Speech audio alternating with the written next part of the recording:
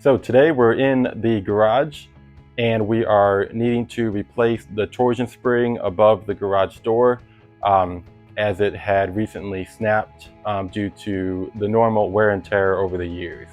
So before you start on this job, there is one thing you do need to make sure of, and that is if you have a left wind or right wind spring on your door currently.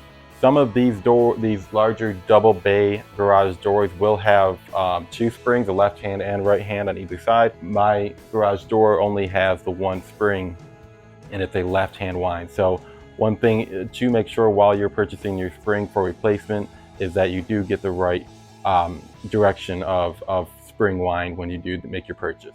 So if you are concerned about performing this job yourself, there is a slight amount of risk involved with performing this task, just due to the fact that you are required to wind the spring. While you're doing that, the spring will be under a significant amount of pressure. So that is something to keep in mind if you are trying to perform this task on your own. Okay, so we are going to go ahead and dive right into the job and hopefully get it done as quick as possible. If there are any questions or comments, please feel free to leave them below and I will get back to you on those. Okay, the first step we're doing here is removing the old spring itself, and we're starting that by removing the two set screws that are in place on the right side of the spring.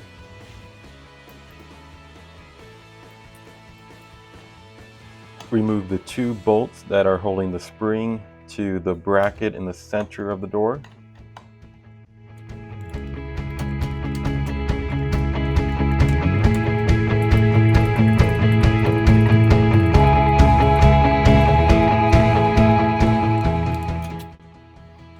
So here you'll notice that I had to use a hammer to free the spring away from the bar.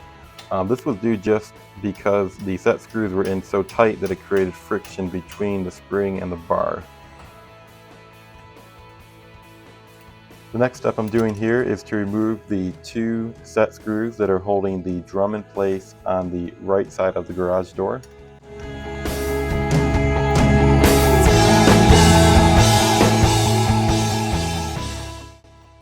Once the drum is able to move freely, you can slide the bar to the right and remove it from the bracket on the left side of the door.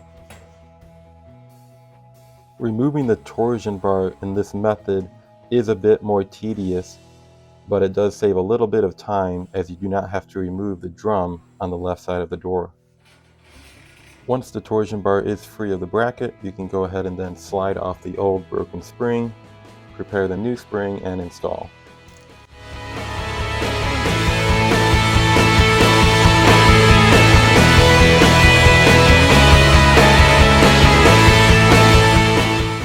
Install the drum, remembering that the set screws will face the inside of the door.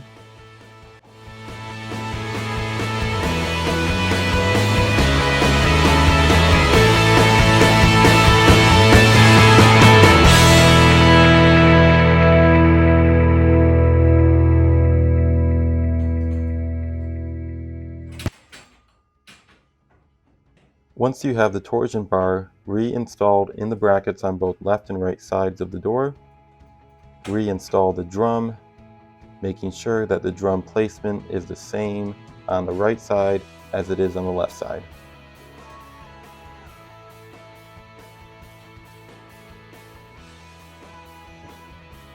Attach the new spring to the bracket in the center of the garage door.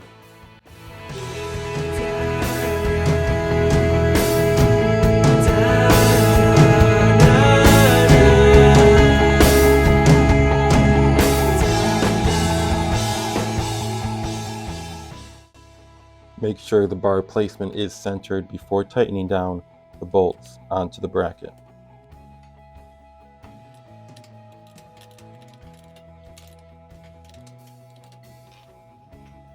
Reattach the cables onto the hubs on both sides of the garage door.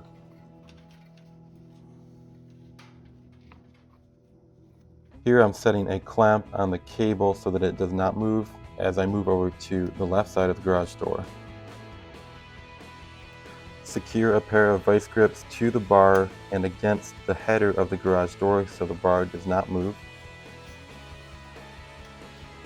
Once you have the correct measurement of the garage door, you can begin winding the tension on the new spring to the correct specification. I highly recommend that you use the appropriate winding rods to perform this task, as it can be dangerous. Alright, so we're all finished up here with the replacement of the spring. We are going to go ahead and give it a try to make sure everything works as it should and there's no issues with it at all. I do appreciate you watching, and hopefully this video helped you out.